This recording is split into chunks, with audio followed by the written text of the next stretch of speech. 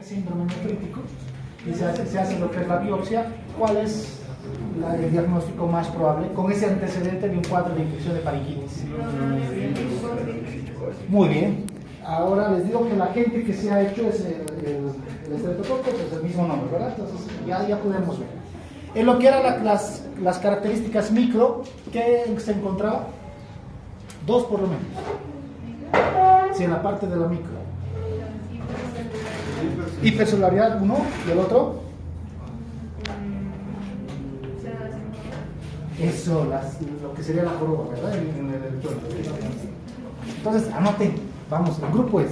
Así que, vale. Esta ha sido fácil, así que esta no anoten, porque ya lo hemos resuelto. Eso es lo que ustedes ahora tienen que hacer. Ya está sencillo, así que ya podemos justamente hacer el reconocimiento, ya podemos hacer la prescripción. Se dan cuenta que ver justamente la parte de la teoría, entender cómo las manifestaciones o la clínica del paciente, luego podemos relacionar al estudiar en la microscopía. En cambio, si estudiaríamos desde la microscopía, tratar de entender la clínica va a ser muy difícil. Ahora se ve más sencillo. Esto es uno. Veamos nuevamente el otro. Aquí ustedes van a colocar el diagnóstico y las características microscópicas. Mira lo que les menciona. En 2 días presentó edema y oliguria. Ya, ustedes rápidamente vayan colocando las características microscópicas con el diagnóstico. Si quieren que sea más específico, llega y en 2 días empieza con lo que es una anuria y el edema es generalizado. 2 días.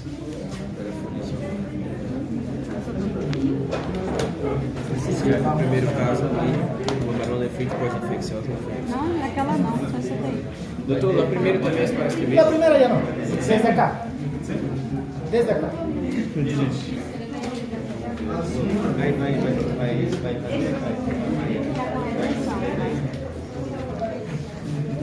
Este paciente llega, lo interna y al día siguiente hay que meter la terapia intensiva, así de rápido es la progresión. tem oliguria. En 2 días ya tiene edema y tiene oliguria.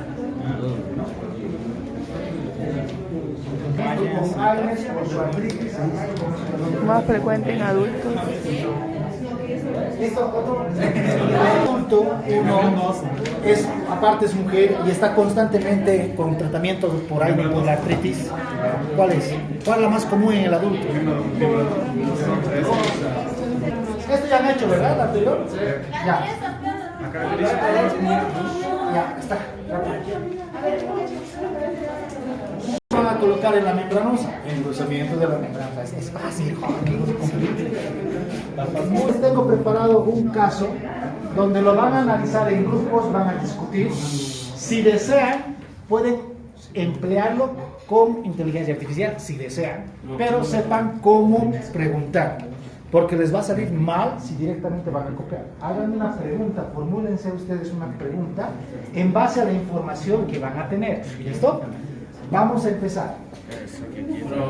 Después de esto, tranquilos.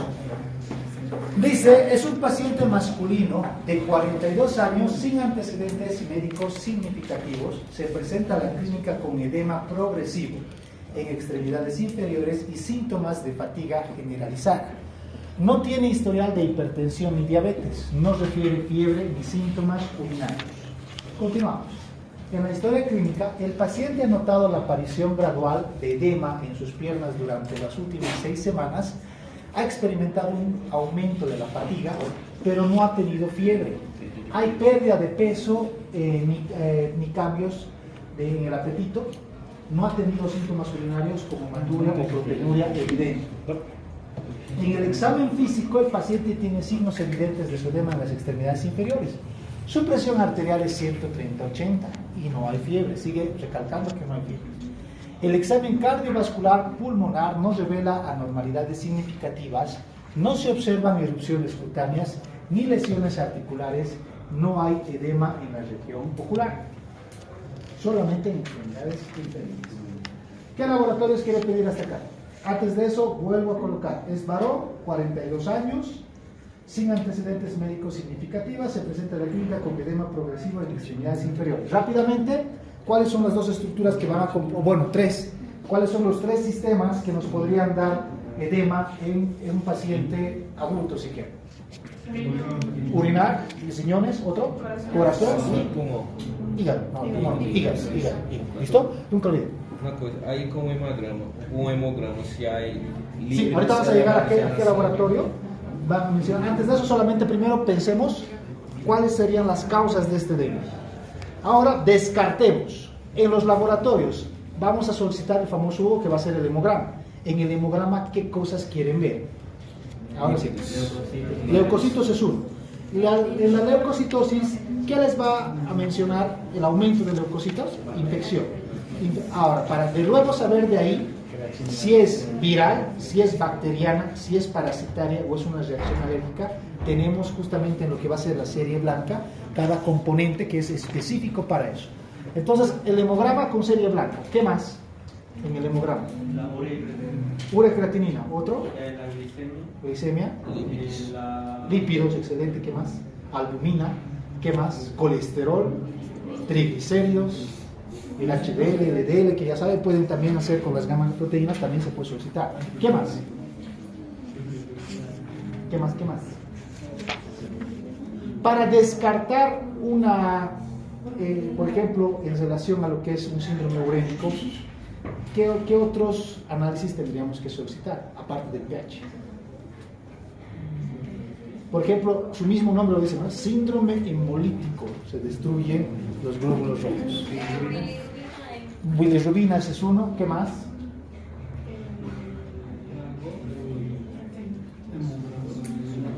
Plaquetas igual tienen que solicitar, el tiempo de protrombina, o sea, se dan cuenta que hay varias cosas que tienen que solicitar. ¿Y cómo lo puedo resumir en un examen? Cuando ustedes coloquen hemograma completo, está todo, ¿listo?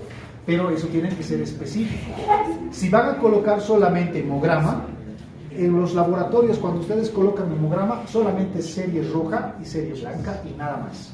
¿Y dónde están las plaquetas? ¿Y dónde está el grupo y factor LH? ¿Y dónde están los demás análisis que necesitamos? Así que tienen que ser más específicos. Ya tenemos hemograma. Para descartar problemas cardíacos hemos dicho electrocardiograma, radiografía de tórax. Para descartar si fuera renal, ureacreatinina. ya está la ureacreatinina. ¿Cuál otro? Examen de orina, ¿qué más? En imagenología, ultrasonografía, ecografía y tomografía. Listo, ahí tenemos todo. Veamos ahora, para la parte hepática ya lo han pedido bilirrubinas, que estaban también sospechando, entonces ya no hay más. Vámonos a lo que es los laboratorios. Ahí está, veamos. Hemograma completo dentro de los valores normales. Creatinina sérica 1.4, lo normal es 1.2.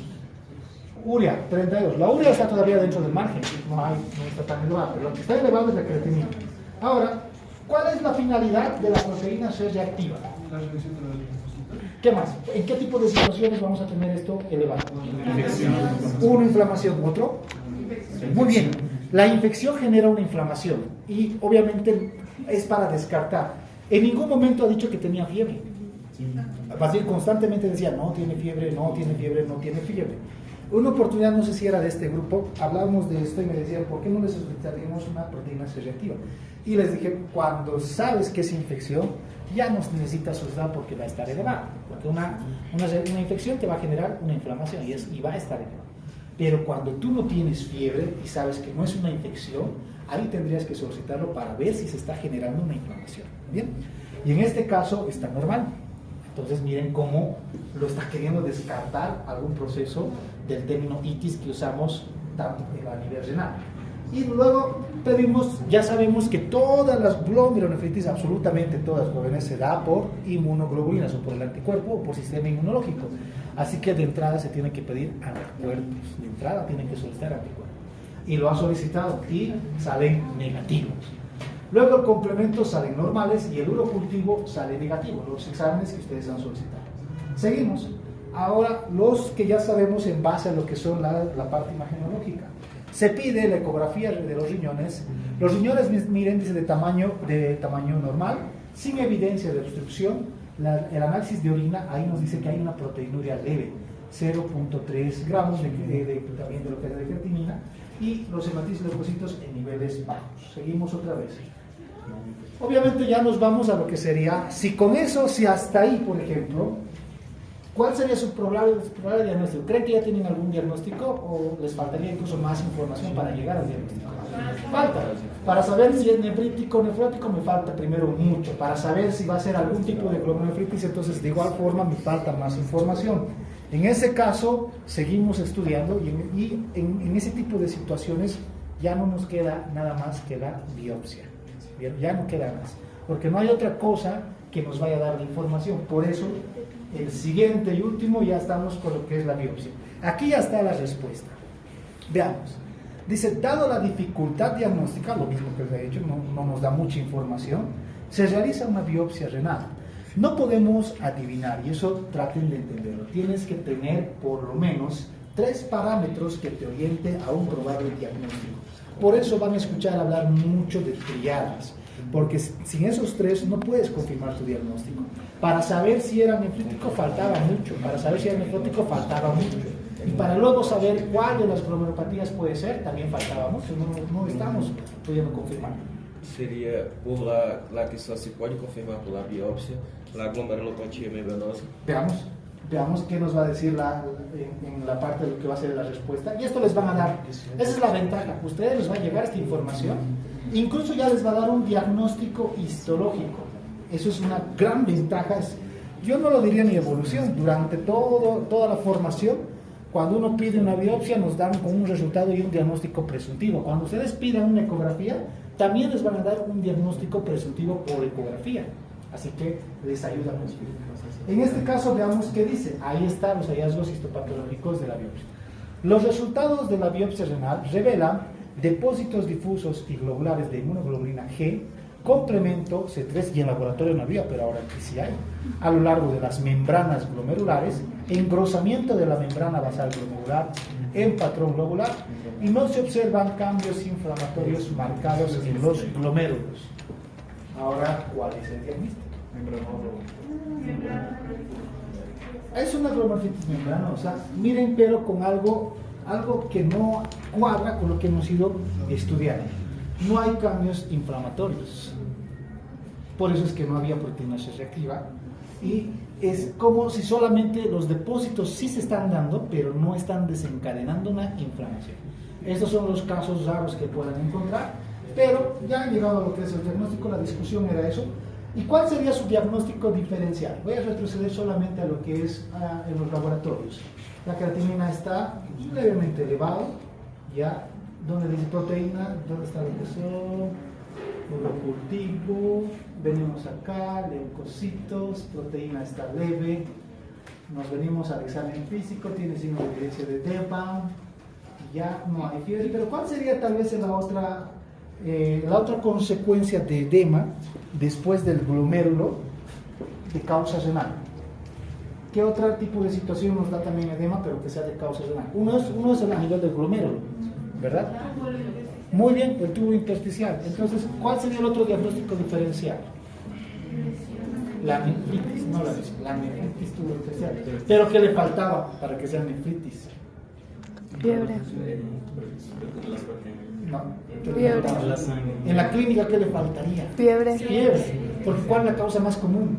Las infecciosas, ¿verdad? Entonces, vayamos a esta discusión. Esto ya no lo van a hacer porque tiene su respuesta y está aquí. Uma coisa mais. Em hospital, se hago todos esses exames e não encontro no diagnóstico possível, só com a biópsia, já pode prescrever uma glomerulonefritis membranosa? Con el diagnóstico sí. Já pode. Con la biopsia sí. Sin Sí, biopsia, no Sin biopsia no sabemos qué glomerulonefritis es. O sea, te puedes pedir inmunofluorescencia, pero igual sigue siendo mediante una biopsia. Puedes pedir inmunoglobulinas que también, o anticuerpos, eso te van a dar una orientación. Pero cuando así como esto sea inespecífico, la biopsia es la que te está dando orientación. Sí o sí. Por eso solamente en el diagnóstico llegamos a insuficiencia renal, luego de ahí llegamos nefrítico, nefrótico, y les he dicho, de ahí llegar a saber cuál es por el antecedente. ¿Tiene infección? Posinfección, fácil.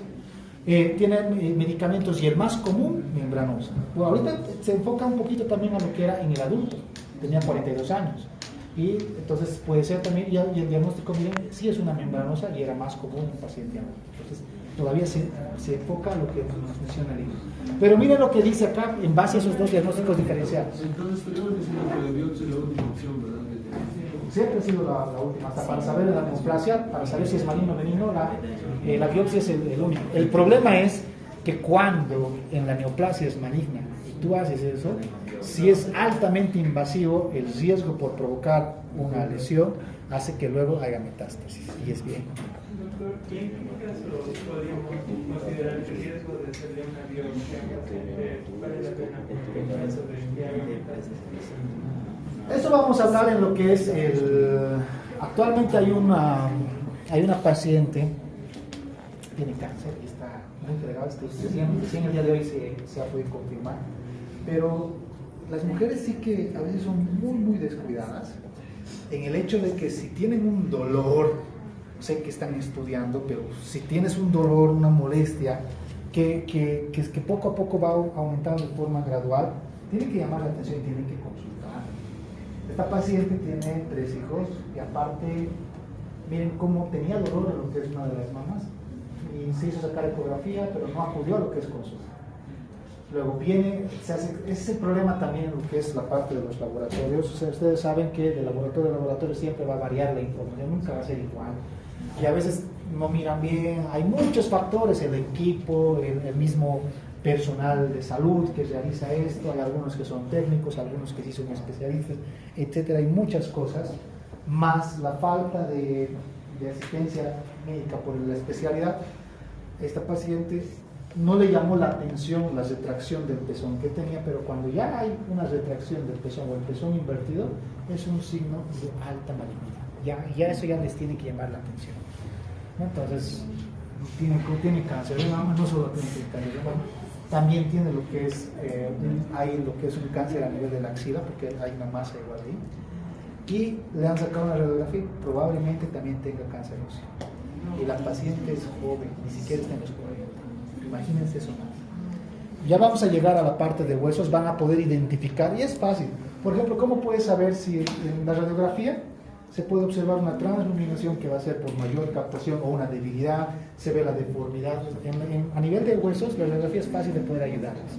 Y ojo, el antecedente para huesos es jóvenes como ustedes, y los traumatismos se asocian a la formación de neoplasias. Entonces, eso, por ejemplo, es lo que vamos a ver cuando vemos ahí. En este caso, lo que tienen que entender es que cuando es de esa forma, difícil justamente de orientarnos a un probable diagnóstico, la biopsia es la que te va a ayudar, porque esa es la que te muestra lo que hemos visto acá. La biopsia les da este resultado. Esto. Se va a mostrar esto, la inmunofluorescencia anticuerpos, todo va a estar en las células, todo va a estar en lo que es una biopsia. El problema es que es invasivo. Ahí está.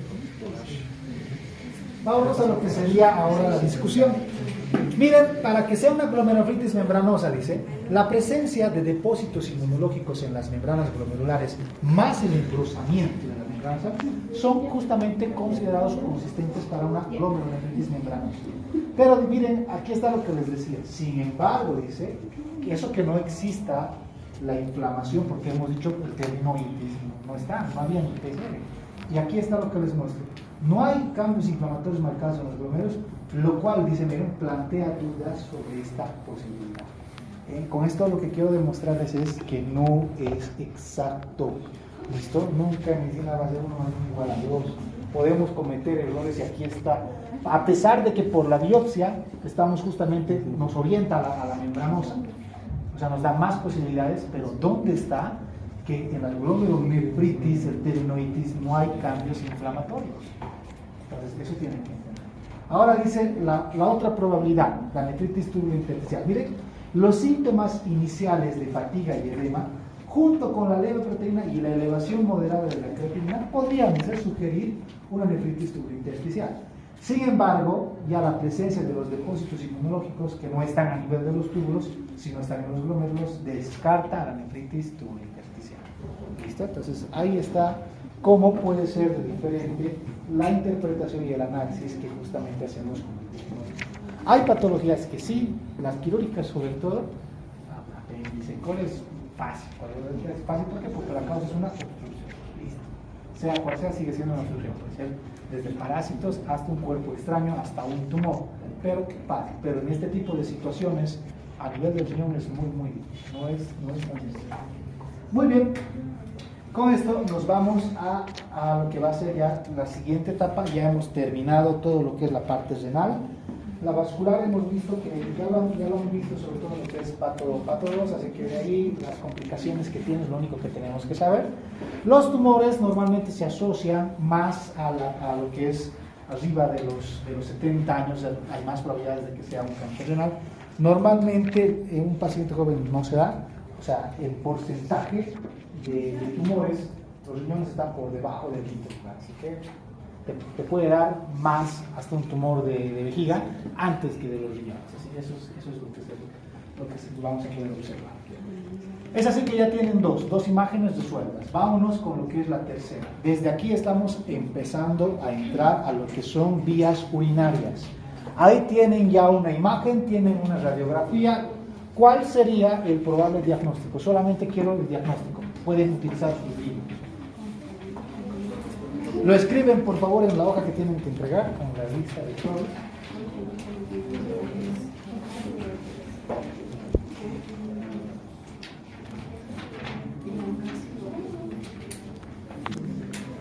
Esta es la que pasa desapercibida y hay otra que se asocia a la formación de cálculo. Hay una que se asocia.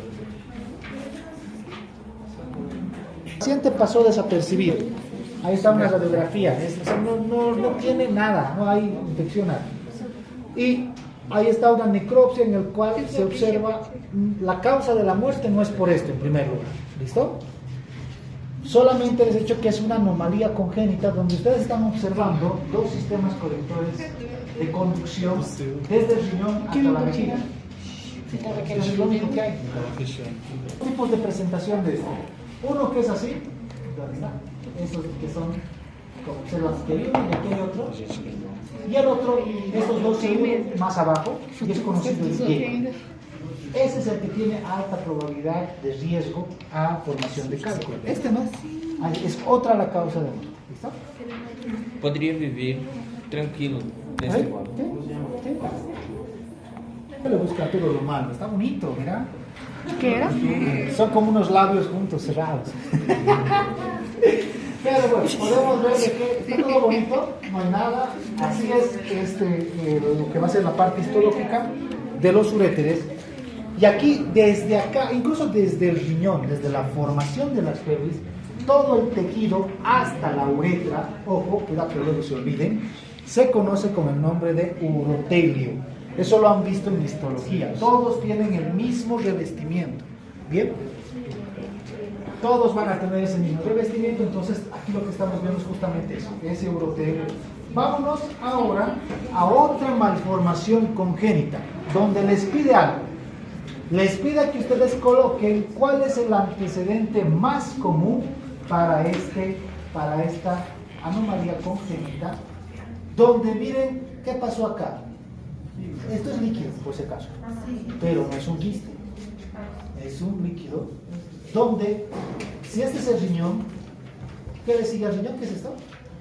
Muy bien. Ahora miren, a nivel del uréter, lo que está provocando. Eso se conoce con el nombre de hidronefrosis. Ahora, ya les he ayudado con eso. La pregunta sería, ¿cuál es la causa más común y en qué edad de hidronefrosis? Exactamente. ¿Y en qué edad? Listo, ya está. Me voy a la siguiente. No se hayan respondido.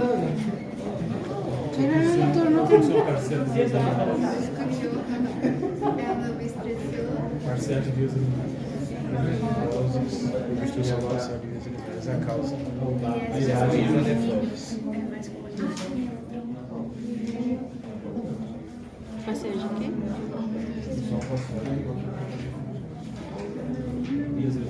Vias urinárias. Ya está, me avisan para que hidronefrose. hacemos ahora. DX hidronefrose. A nivel de lo que es la pelvis, Dilatación. la obstrucción está aquí, acá, justamente a este nivel, y cómo empieza a dilatar. El paciente, ¿qué presentaría en las manifestaciones un recién nacido? ¿Qué presentaría? Edema. Muy bien, no va a haber orina. Y ahí está algo que tiene que llamar la atención. Por eso dice, miren, antecedentes más común.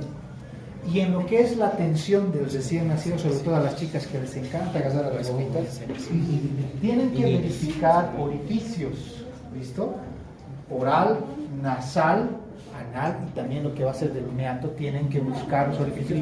Y por eso, cuando se hace la atención, la recepción del recién nacido, en el parto y la cesárea, en el parto el niño tiene que estar 24 horas internado y en esas 24 horas tiene que irse con ya antecedentes de haber realizado lo que es la diuresis o el pipí y obviamente la parte de lo que hace las catarsis o la caquita que también tiene que eliminar. Si no hay esto, no se puede ir.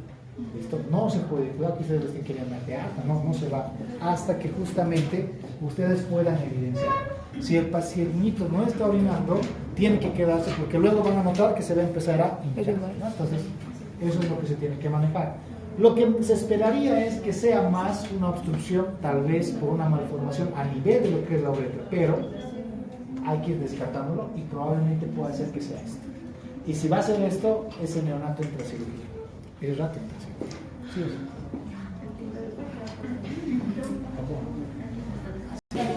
¿Aquí le ven algo malo? Sí. Es la vejiga, por si acaso. Ah, Esa es la vejiga. ¿Le ven algo malo? Por si acaso es así la vejiga. No sé si alguna vez han visto. no. Que no hay Ivana, ¿no? No hay Ivana, ¿no? Virtual. ¿Y nunca le han abierto la vejiga en sesión? No. Ya lo intento, pero es así por si acaso. Es una vejiga normal. No hay nada malo. Ahí dice un gran aumento del revestimiento, puede deberse tal vez a algún tipo de irritabilidad. Obviamente miren que aquí presenta lo que son la parte de hemorragia. En las infecciones, ahí está la consecuencia de la hematuria.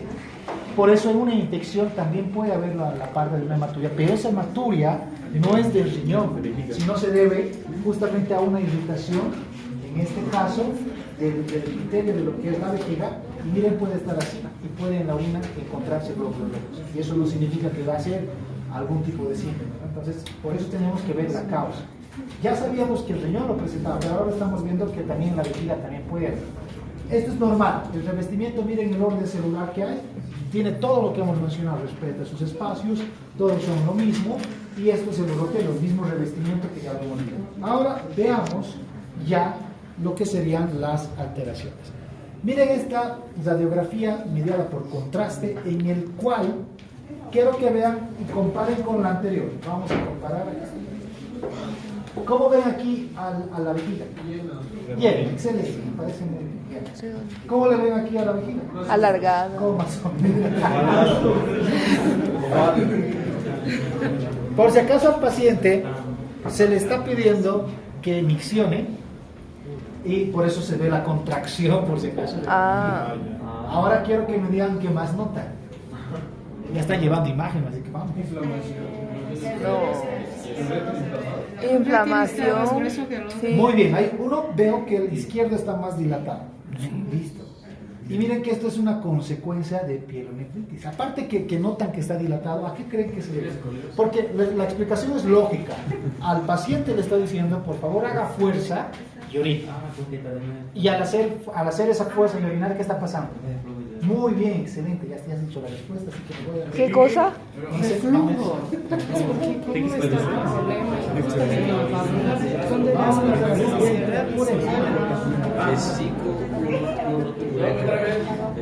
Ahí está la imagen. Reflujo.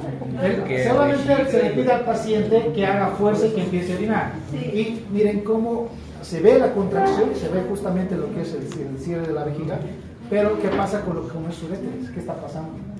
Se dilata más. ¿Por qué se está dilatando? Porque está ascendiendo. ¿Y cómo se llama eso? Reflujo vesículo ureteral. Muy bien, listo. Y ahí la anomalía está a nivel del esfínter. Y la consecuencia, una segunda causa de pielonefritis va a ser esto. Y hemos hablado, cuando estábamos en riñón, recuerdan, hemos dicho de que las infecciones urinarias en las mujeres eran en sentido ascendente. En el varón esta es la causa de infección urinaria más frecuente en el varón. ¿Por qué a los varones? ¿Qué les gusta hacer a los varones? Aguantar. Nah, ¿cuál aguanta? ¿Qué se va a aguantar? Agarra su botellita de Coca-Cola. Y se camufla bien en el pantalón.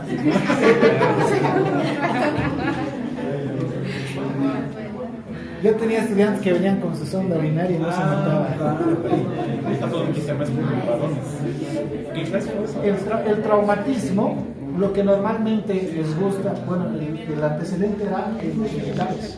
Les pisan a nivel del abdomen y la fuerza de la presión hace que se venza eso. ¿Y qué hacen los varones cuando van al gimnasio? Se ponen las manos arriba, se hacen golpear el abdomen con palos, para que tengan unos abdominales más marcados, les pisan y al día siguiente con su infección urinaria. O sea, tiene algo bonito.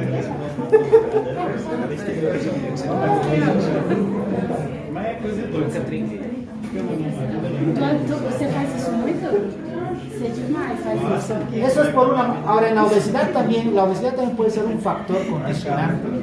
La presión, el tejido adiposo en este caso, comprime cuando el paciente va a estar, sobre todo cuando descansa, está en reposo, comprime, se llena la vejiga y hace presión y puede provocar, justamente eso se llama causas mecánicas, la obesidad. En las mujeres, ¿cuál sería? Aparte de la obesidad, el embarazo. El embarazo es otra causa de este reflujo. ¿Por qué? Por el útero. Ese pequeño monstruito o alguien que está creciendo, entonces provoca eso. Listo, vamos a otro. Ahora, comparen esta vejiga con esta otra vejiga. Ahora sí.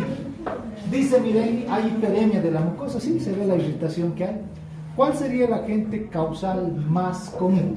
Y en el examen de orina, presencia de leucocitos, uno. En lo que es la histología, células inflamatorias en la mucosa. Diagnóstico, cistitis, muy bien, capos. Ahora, ¿cuál es el agente más común? Listo, vámonos al examen, está fácil. Que no me respondan así en el examen. El problema es que no es así nunca.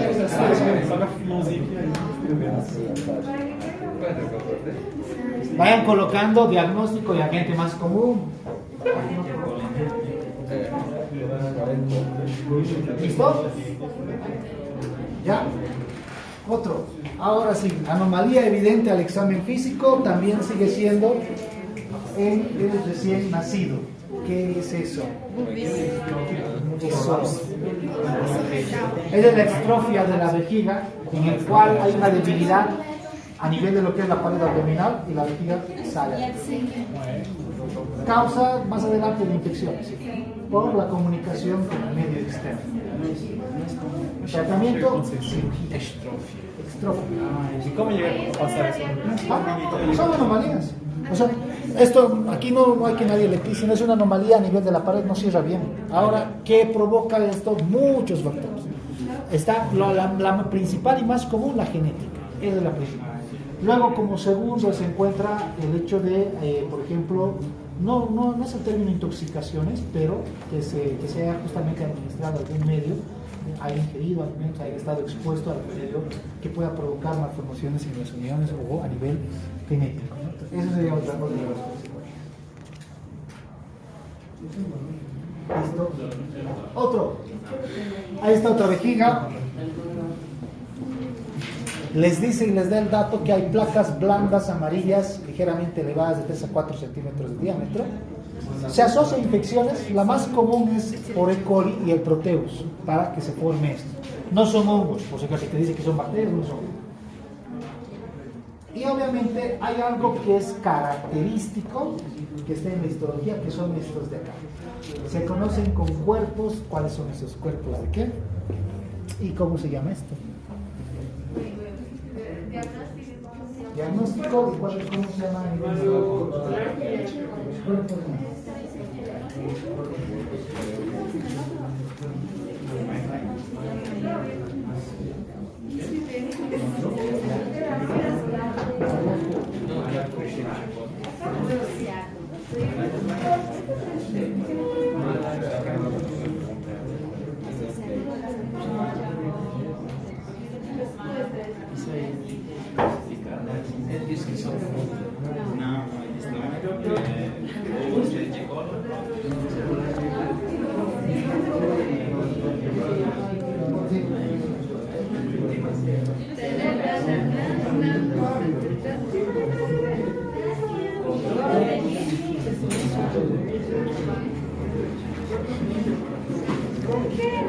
¿Ya no?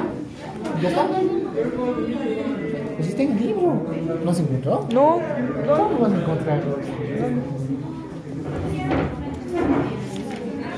Ya nos pasó esto, ¿no? Ya nos acabamos. Ya estamos aquí. Aquí está. Ah, mismo foto. Cuerpos de mil. Nada está inventado, está en el libro. Polipoidea. Polipoidea. ¿Cuerpos de qué menciona? Sí, son manchas blancas. No. Las infecciones van a formar. Son calcificaciones, por así decirlo. Sí, pero no necesariamente porque la presencia de calcificaciones, eso vamos a ver a nivel hormonal, sobre todo cuando veamos que hay una mayor captación o una patología a nivel de la glándula parótida, esa va a hacer de que se pueda llenar en todo lado caso. Y esto provoca litiasis en la vesícula, riñón, vejiga, en todo lado va a haber cálculo. Pero es diferente. Mi área en la cual me enfoco más es la parte oncológica y el siguiente caso se relaciona mucho con eso. Obviamente les había mencionado que en la gran mayoría de las situaciones, sobre todo en la parte quirúrgica, nosotros cuando vamos a realizar la cirugía mandamos a biopsia. Antes de llegar a eso debería, según la bibliografía, primero debería hacerse la biopsia para luego recién hacer un tratamiento quirúrgico sangrita. En nuestro medio es diferente. Pero, veamos, dice, es una paciente femenina de 52 años de edad, miren, que cuenta con los siguientes antecedentes. En la carga genética, esta paciente tiene diabetes 1, tiene hipertensión y también hay lo que es justamente, tiene genética, tiene lo que son marcadores genéticos hasta para cáncer.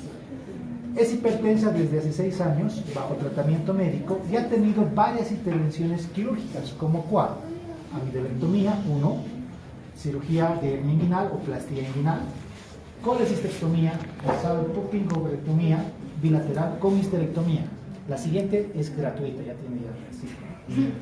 Luego dice, su padecimiento actual lo inició 2 años. Está con este problema, ya no tiene por si acaso útero, ¿están viendo?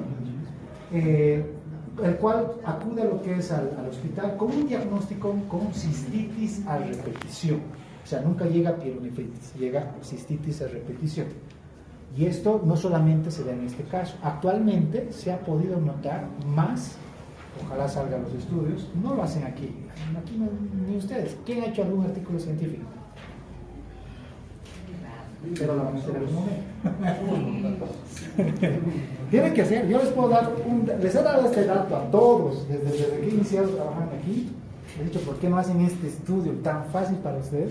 Y no lo quieren hacer, o les da flojera. Les voy a dar igual la información. Hay un estudio que no lo están sacando acá en Bolivia, en Cochabamba, se ha sacado en otros países, que es en base a los tatuajes. ¿Qué se pensaba anteriormente de una persona que tenía tatuaje? Maleante. Eso, bueno, era que pertenecía a alguna familia, a un bando, incluso había, ¿no?, aquí algún insignia, algún símbolo que representaba algún clan, etc., ¿no?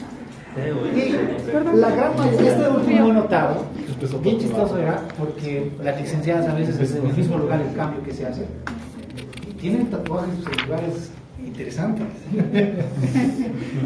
Pero lo que me voy es, a veces los bioquímicos, por ejemplo, que entran a sala de internaciones para tomar muestras, sobre todo los jóvenes como ustedes ahora, hasta ustedes mismos debe haber varios que deben tener tatuajes.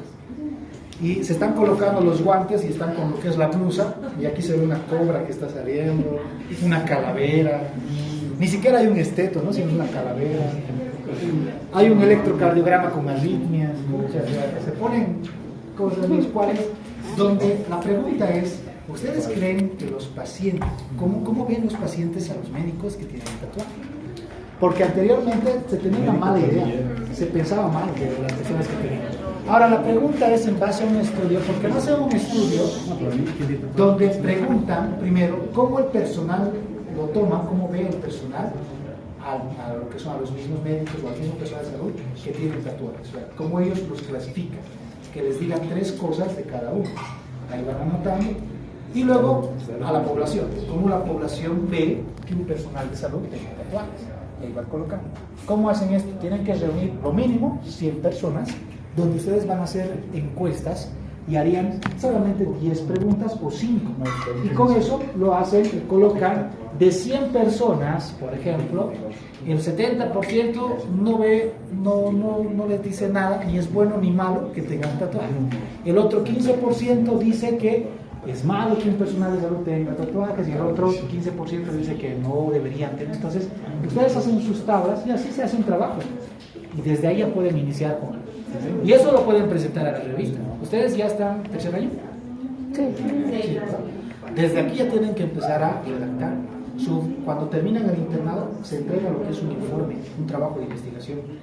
Ahorita en Bolivia está queriendo desaparecer, pero los que van a volver a Brasil les van a pedir qué artículos han publicado, qué casos han hecho de investigación, así que tienen que saber cómo hacerlo. Aprendan eso. Es fácil.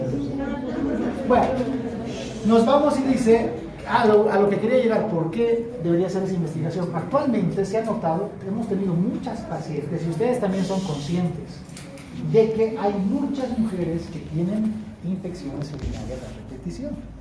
Deben tener compañeras, porque lo hay. De cada grupo que tengo hay 1 o 2 con antecedentes constantes de infección. Y obviamente unas 2 sí me han avisado, me han comentado, sin miedo, y otras miran y dicen, sí, sí tengo esa amiga. Lo que quiero que entiendan es que hay factores que se asocian a que pueda darse lo que son las cistitis a repetición. Pero el problema es que cuando se da esto, que vamos a llegar a ver, tenemos que ver de que hay que también tener en cuenta que uno puede ser que el microorganismo ya sea resistente por la automedicación que ustedes realizan de forma errónea.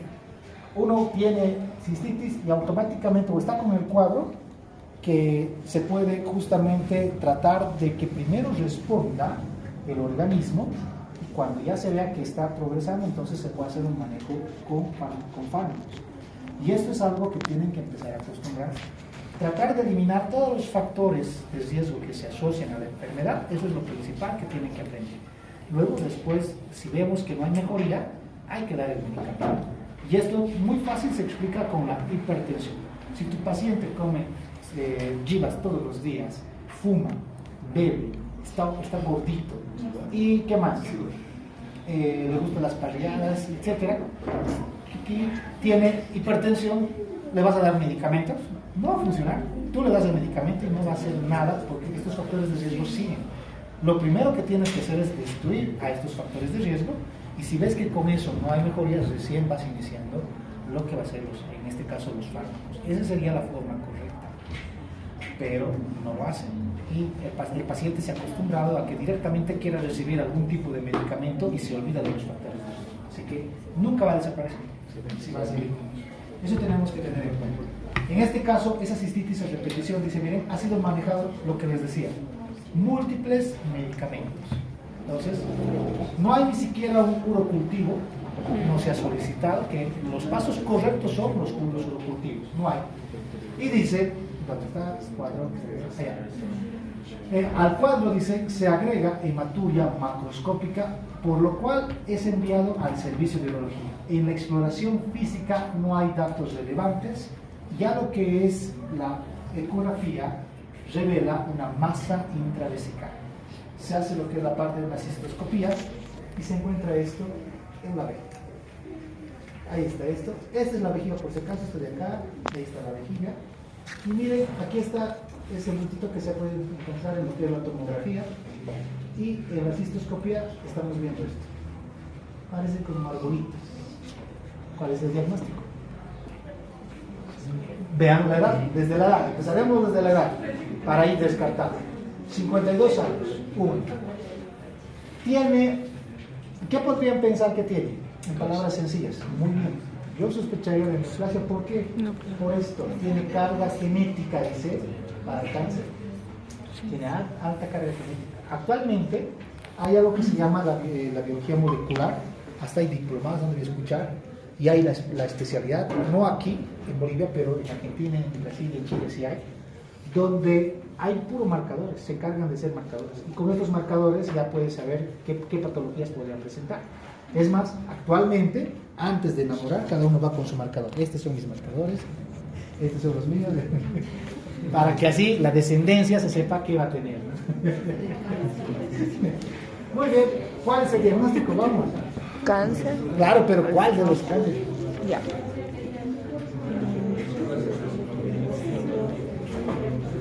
In situ, puede ser, o un invasivo. Ahora, dentro de lo que es esta célula, que es este o es este, ¿dónde se va a saber? En esta imagen. Capilar, puede ser este. Capilares.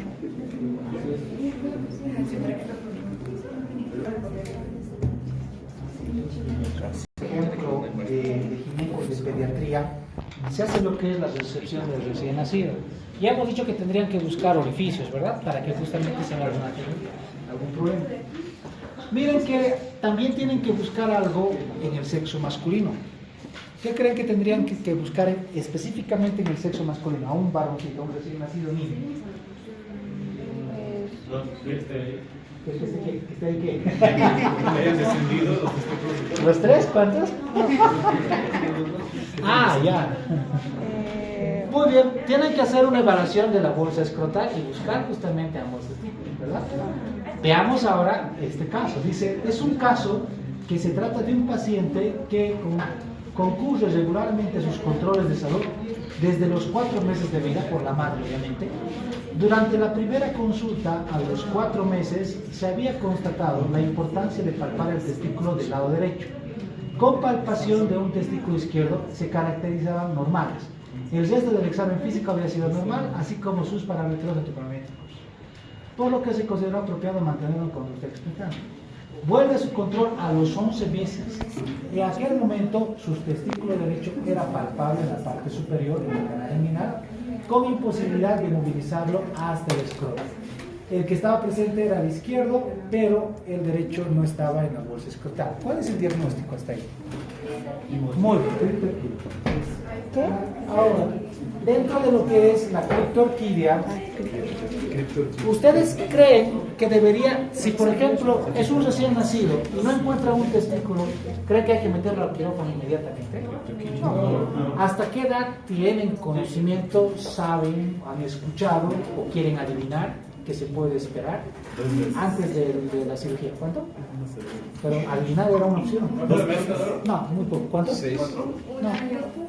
¿Más? ¿Quién da más? ¿Quién da menos? 2 años. ¿Hasta cuántos años podemos esperar que el testículo desciende antes de 2 años? 2 años, ¿no? 5 años, ¿no? Ya no va a servir. 2 años. 2 años. Hasta los 2 años. Hay algunos cirujanos anteriormente era 5 años y luego estaba 1 año. O sea, lo máximo que podemos esperar es 2 años. No, o sea, en lo que es 6 sigue siendo muy pequeño para entrar a cirugía. Y se espera por eso hasta los 12, dice, hasta el año, y máximo 2 puedes esperar. Y luego ya se hace la parte quirúrgica. Ahora, la pregunta sería, el paciente tiene ya, este paciente ya tiene 15 años y ahí está el testículo. Ahí está el testículo, 15 años. Ahí está. Ahora la pregunta es, ¿cuáles son los cambios histológicos que se presentan en la criptorquidia? Atrofia. Atrofia, 1, excelente. ¿Qué más? Miren acá, hay como unos huequitos. Aquí hay una célula, luego no hay célula, hay célula. Célula de Sertoli. No, ¿cuál? Célula de Sertoli. ¿Qué van a estar hechas las células de Sertoli?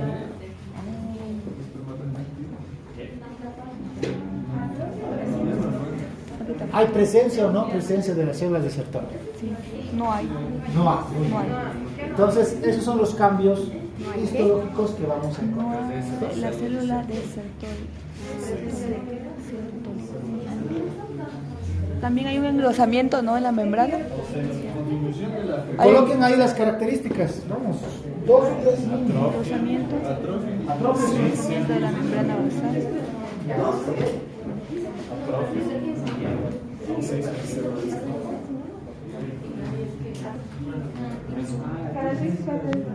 ¿Qué es la parte de la exploración de los genitales en el recién nacido? De igual forma,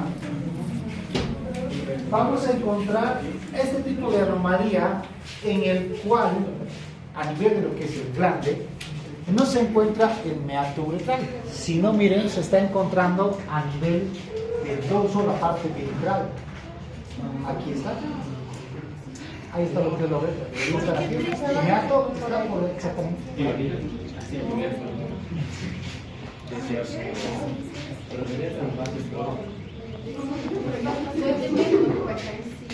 ¿Cuál es el diagnóstico? Eso es semio.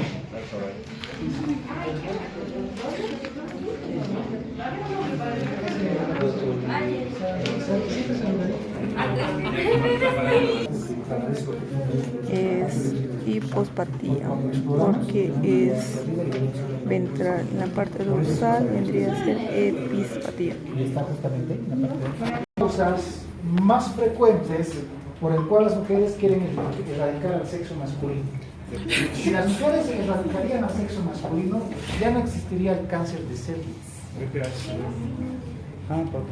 Ahora, el portador, que es el sexo masculino, créanme, y esto pasó, les voy a traer, no lo tengo ahora, está en mi disco duro, pero he notado que un varón no va a acudir a la consulta por más deforme que se encuentre, no va a acudir, aunque no crean, solamente cuando le duela y no sirva, ahí recién va, aunque no crean, cuando le duela y no sirva, recién va. Eso si quieren investigar, pero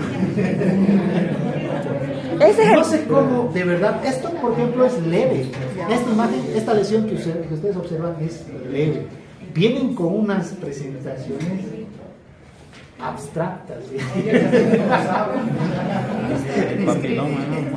Tiene forma de un Pokémon, ¿entiendes? Cuando viene de verdad, eso venir con algo que parece Ya, bueno, ya no nos pasemos. La pregunta, no nos desviemos. La pregunta es, ¿cuál sería el diagnóstico de esto? Pero ya les he adelantado. Esto luego se vuelve, y es justamente la causa para el sexo femenino de cáncer Es el Muy bien. El agente acumulado. es virus de papiloma, el HPV. Ahora, aquí entiendan algo muy importante. Hay desde el 1 hasta el 2. ¿quién sabe? NIT 1, NIT hasta 30, más de 30. 16. Hasta 60. O sea, ya estamos, miren, hasta cuántas cepas hay, cuántas variaciones hay. Ahora, lo que tienen que saber de esto es que hay algunos que son más frecuentes con alto factor, sobre todo de malignidad, y que luego en el femenino hay otros números y en el masculino hay otros. ¿Listo? La pregunta es, ¿cómo se llama? Condiloma acumulado. Ahora, de ahí hay dos tipos de presentación en el condiloma. Uno es el condiloma y el otro es la enfermedad de Bowen. Sí. El condiloma tiene un tipo característico de presentación macroscópica, que lo menciona el libro, Sí. y la enfermedad de Bowen igual es diferente. La pregunta es cuál es y qué agente. ¿Listo? Coloquen. Ya. Tenemos este y tenemos este. Claro, para que sepas a cuál pertenece. Ahí está. En el masculino, la cepa más frecuente para que se pueda desarrollar el condiloma, 6 y 11. Y en el femenino, 16, 18. Eso es pregunta de conocimiento general, ni siquiera necesariamente de examen. Cuando ustedes ya sean médicos, 6 tienen que saber que y 11 hombre, son los agentes 16, 18 mujer. No. Para mujer. Y en el varón, la formación de esto, 6 y 11. Eso es de conocimiento de aquí para toda su vida, no pueden morir. Es que tenía olvidado en el semestre cuando estaba en micro. De mujeres 16, 18, ¿no?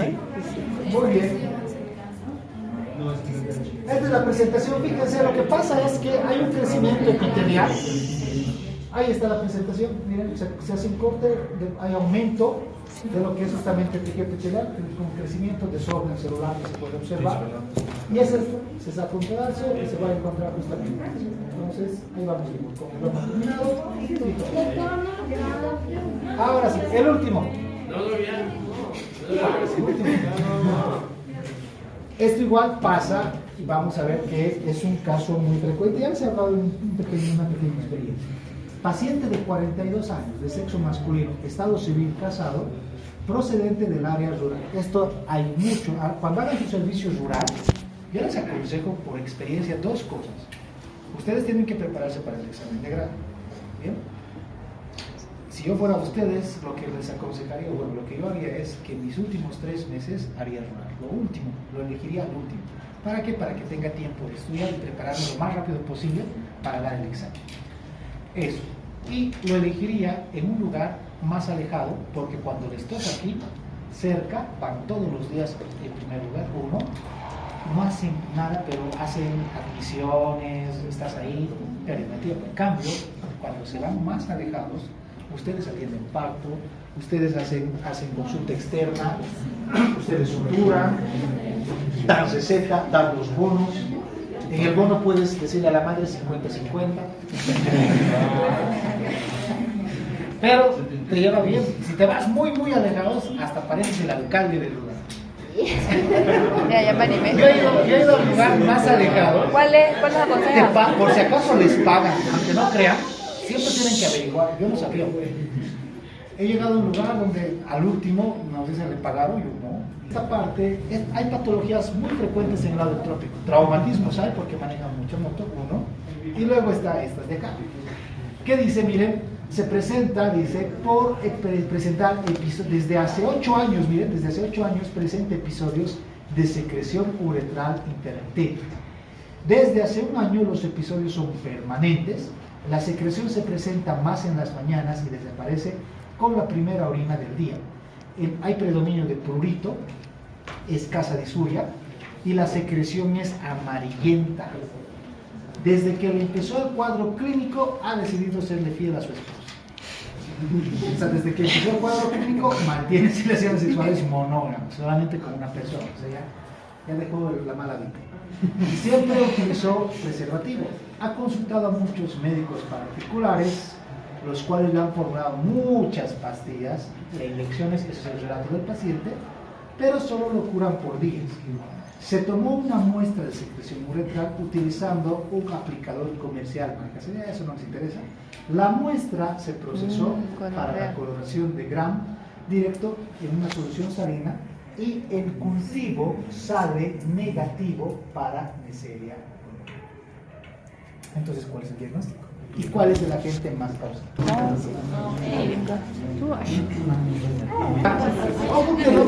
Uretritis no gonocócica.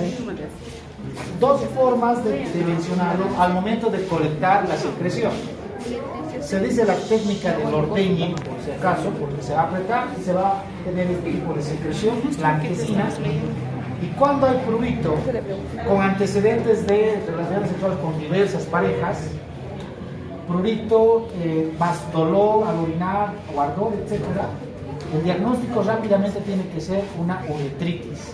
Y con antecedentes de tener múltiples parejas, puede ser ¿es enfermedad o es infección? Infección. ¿Es ITS o ETS? ITS. ¿Cómo es? ITS. Sexo no transmisible.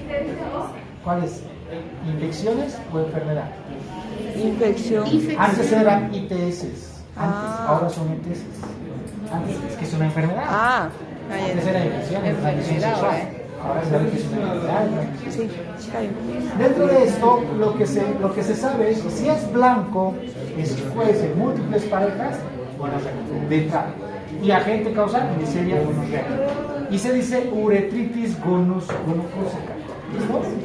Si es la misma clínica, pero la secreción es amarilla, es uretritis no gonocócica. ¿Listo? Ese es el diagnóstico muy sencillo. Por eso es que no funcionaba. Porque el antibiótico que se va a utilizar en este caso para el gonococo, no es el mismo que para lo que va a ser la clínica. Por eso no le funcionaba. ¿Listo? Vámonos. Entreguen rápido.